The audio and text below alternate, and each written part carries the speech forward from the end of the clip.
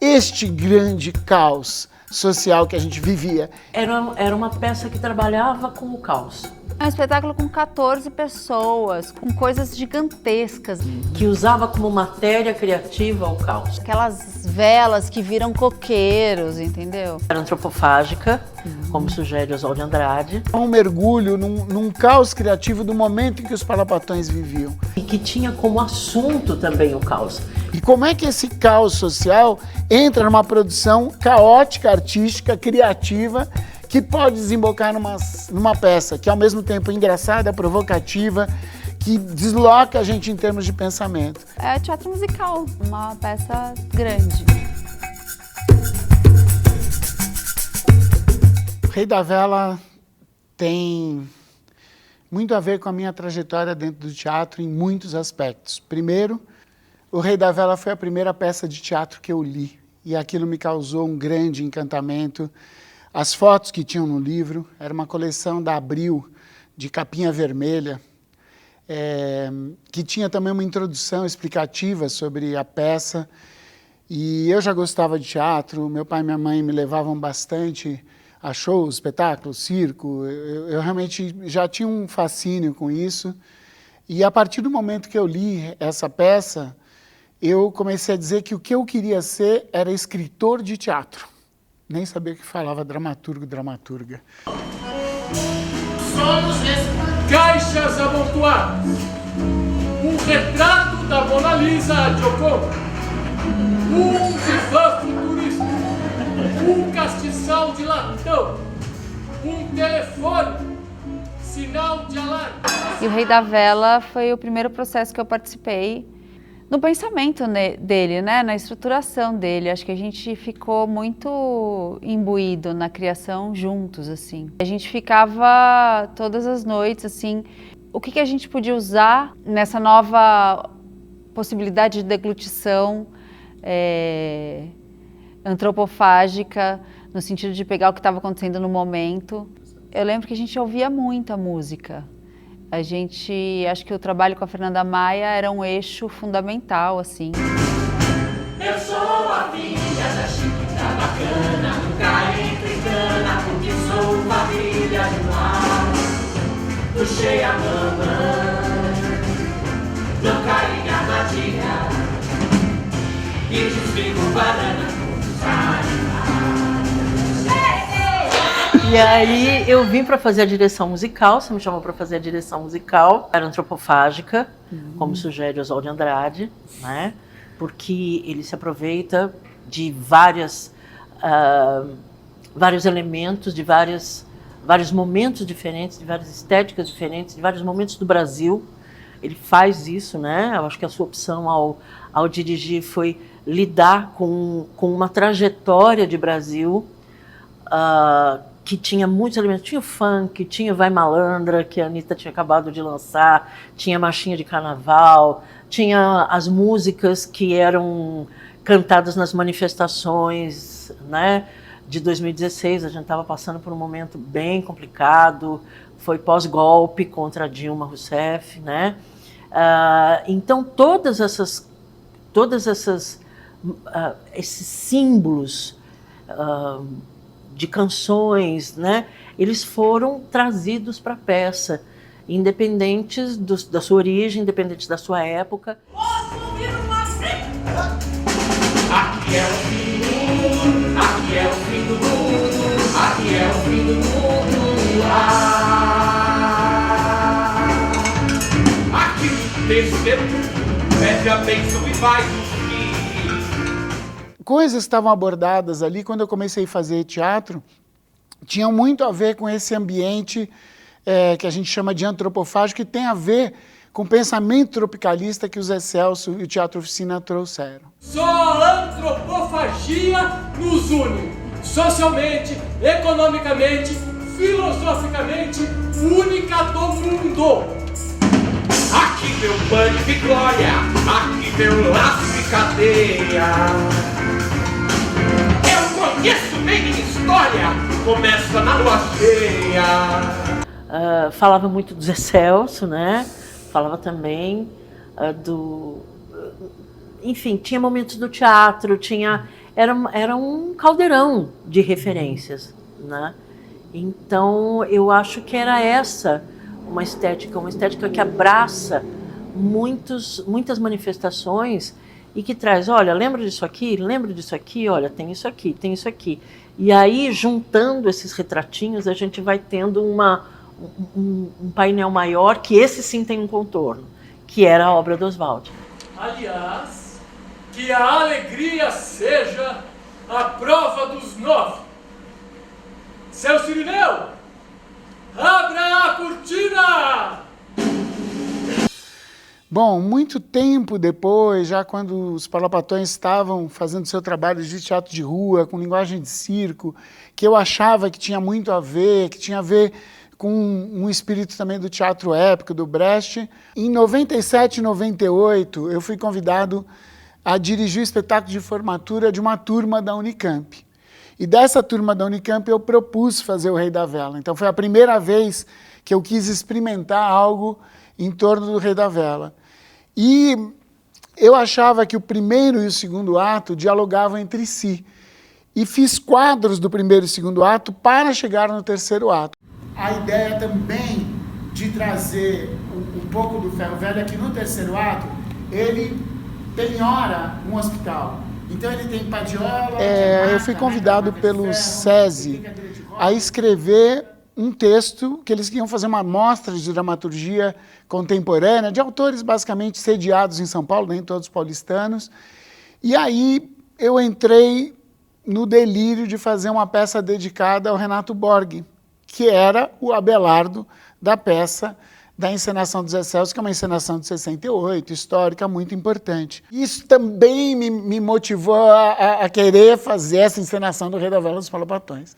Então tem muita história anterior a fazer o Rei da Vela, e o Rei da Vela tem um personagem, são dois personagens chamados Abelardo, o Abelardo I e o Abelardo II, e o Abelardo foi escrito pelo Oswald de Andrade para ser feito pelo Abelardo Pinto, que era o Piolinho, o palhaço. Ele fez para um palhaço.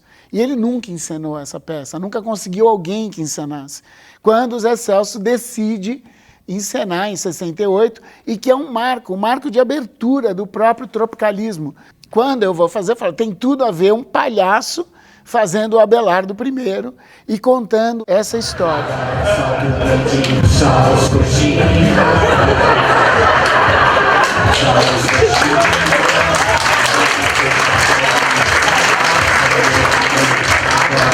Meu beijinho, só os coxinha, só os coxinha. Do pão de açúcar de cada dia, e dai-nos, Senhor, a poesia de cada dia.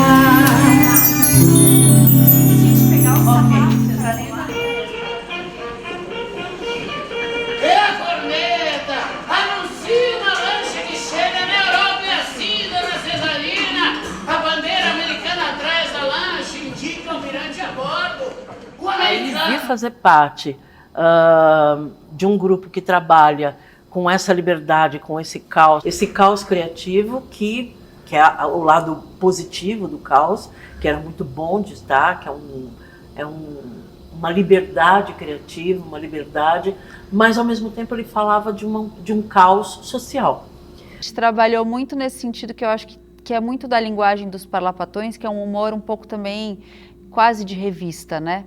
Que é pegar o que está acontecendo no momento, para que o que está acontecendo no momento sirva de interlocução com o público na criação do humor. Eu acho que a peça foi, infelizmente,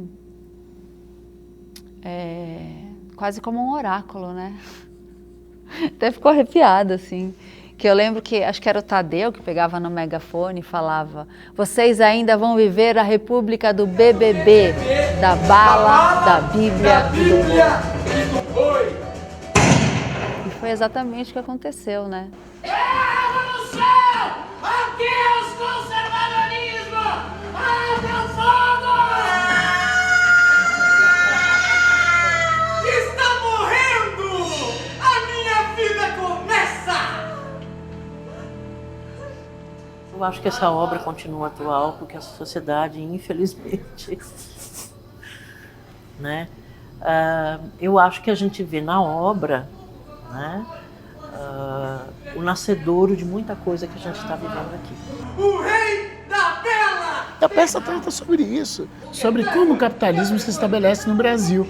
Um agiota, em busca de status, de reconhecimento social, oferece salvação em dinheiro para uma família oligárquica. Ele representa a burguesia industrial nascendo. Ele se vale da usura e lucra com o desespero das classes trabalhadoras, mas ao final é destruído por uma burguesia ainda mais jovem e cruel.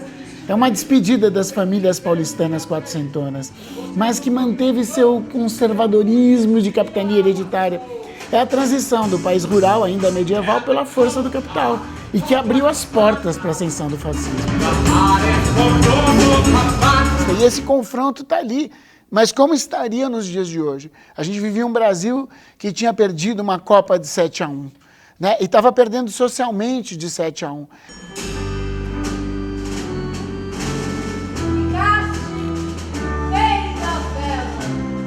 Com muita honra e orgulho, num país medieval como o nosso, quem se atreve a atravessar os umbrais da eternidade sem uma vela na mão?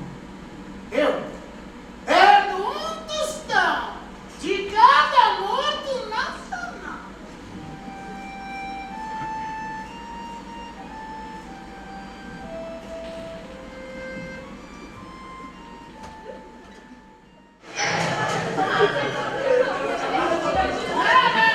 Não vou atender mais ninguém. Hoje vocês ficaram defendendo aí leis sociais, ficaram defendendo aposentadoria, fundo de garantia, velho. Não gosto de trabalhar, não. Abelardo, todos à prancha. As quedas no cocô eram sempre muito engraçadas. A gente precisava se segurar muito para não cair na gargalhada. Era um momento em que a gente fazia classe operária, vendo os operários caírem no cocô, e a gente, nossa, meu Deus, será que vai ser a minha vez? E era um momento de medo, né? Será que eu vou fazer aquilo? Antunes e Tapa, 3 contos. Pro protesto! Tá errado! E aí era uma homenagem às companhias teatrais. Então cada um dos inadimplentes era, na verdade, uma companhia. Eram Sátiros, era Vertigem, Folias. Eram todas as companhias, uma homenagem ao teatro de grupo paulistano, né? Era muito divertido, nós éramos os inadimplentes. Não, lapatões, patifes e paspalhões. Nossa, bagunceiro da Praça Roosevelt pro protesto! O Rei da Vela, ele serviu muito para isso, né? Pra gente captar o movimento que estava acontecendo. Organizamos uma milícia patriótica. O que acha? Há muita gente ignorante que vai acreditar em nossas boas intenções. Temos que acabar com essas revoluções sociais. Hoje em dia já inventaram bolsa de tudo. O país viveu isso depois da peça, né? Então, a peça um pouco anunciava essas perspectivas, porque, na verdade, historicamente, ela consegue ler muito bem o Brasil. Então da esperança, salve símbolo augusto da paz. Tua nobre presença, herança, a grandeza da pátria nos traz. Às vezes passa fora meu lado, e achava bonito não ter que comer, mas quando vivia contaria, dizia meu filho, se há de fazer. Teve uma coisa forte também, faz parte da criação visual do espetáculo, que foi o visagismo, né? Que daí, a partir dessa coisa toda loira, também entrou Fernando Fecchio fazendo um visagismo que era inspirado no modernismo, nas pinturas da Anita Malfatti, e colocava muitos elementos que eram significativos dessa montagem, que era a coisa carnavalesca, então tinha muito glitter, tinham as linhas do modernismo e tinha uma certa deformação dos nossos traços, que refletiam um pouco do mundo interno dessas personagens que têm deformações de caráter, deformações sociais, deformações éticas. Então isso estava também estava tudo já dito no nosso corpo, né? Então, nesse lugar que a gente está falando, o Rei da Vela fazia um sentido muito grande para nós dos Palopatões, situados na Praça Roosevelt, em um determinado contexto histórico social da cidade de São Paulo, e como dialogar com isso sem perder o humor, e com muitas coisas sendo colocadas. O processo, quando ele é feito pelos motivos certos, com as motivações certas, que eu quero dizer, as motivações artísticas, né? Porque quais são as motivações certas? Aquelas que colocam a obra na frente das nossas motivações pessoais. Eu quero fazer isso porque eu quero abraçar esse universo, porque eu quero abraçar essa obra, porque eu quero entender essa obra, porque eu quero falar sobre as questões que essa obra traz. A gente agradece, ora SS, Lobiacão, a gente agradece. A peça tinha uma homenagem ao Zé Celso, né? Tinha uma hora que entrava o Bamba vestido de Zé Celso e o Tadeu vestido de Marcelo. Eles interrompiam a peça. E inseriu uma coisa que já tinha na montagem de 97 feita na Unicamp, que era a presença do Zé Celso e do Marcelo Drummond, que invadiram a encenação do terceiro ato, como um diálogo metalinguístico da própria interferência do teatro dentro do teatro e do valor histórico disso tudo. Eis a questão. Inclusive, a gente teve a presença do Zé e do Marcelo assistindo a nossa encenação. E ele brincando e ele fazendo questão de colocar as coisas no coletivo. Isso foi muito legal. Sabe? Ele vê que ele era uma pessoa que não perdia em momento nenhum o senso da coletividade. A gente falava, vamos tirar uma foto? Não, só se for com todo mundo. Vamos falar assim? Não, com todo mundo. Ele falava com todo mundo ao mesmo tempo. Né? Então isso me chamou muita atenção. Eu acho que em toda a trajetória dos Palopatões tem muitos fragmentos desse espírito antropofágico que está no Oswald de Andrade e que está no trabalho do Teatro Oficina, do qual eu sinto que os Palopatões é uma das derivações, tem muitas, porque eu acho que eles abriram uma estrada, tanto o Teatro Oficina quanto o Teatro de Arena dos anos 60, eles abrem uma estrada muito forte para outras possibilidades do teatro de grupo dentro da cidade de São Paulo e no país, que é um teatro que quer divertir, que quer ser engraçado, que quer trabalhar com alegria, sem ceder ao aspecto de que os poderes, seja o poder de uma ditadura, seja o poder de uma classe social como uma classe social burguesa, seja as dificuldades que a gente tem sociais de enfrentamento, as disputas políticas estão todas na mesa. Como é que a gente lida com isso sem se contaminar ou se deixar levar pela falta do sorriso ou da alegria? Porque muitas vezes quem te oprime quer que você seja infeliz, que você seja triste. E a ideia do teatro com alegria, desse teatro da palhaçaria, desse teatro aberto, provocativo, desse teatro que usa música, que exalta valores que são os valores da população, os valores do povo, são os valores que a gente tem. Nós brasileiros conseguimos enfrentar as piores adversidades das maneiras mais loucas possíveis. Quer dizer, no Decameron a gente tem a encenação de uma coisa que é uma imagem que eu tinha visto que é impressionante, de pessoas no meio de uma enchente e fazendo um churrasco. E com música ao vivo. É uma coisa que levanta todo mundo, né? Não tem como.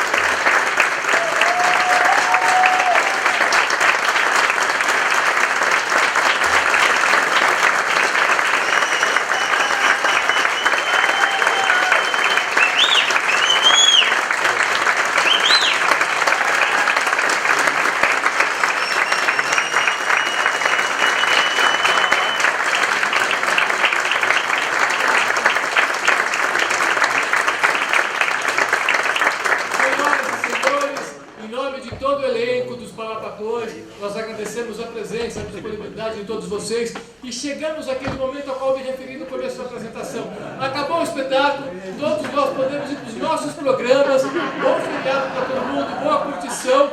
Dependemos do boca a boca. Quem gostou, por favor, indique. Quem não gostou, esqueça, apaga, não toque no assunto.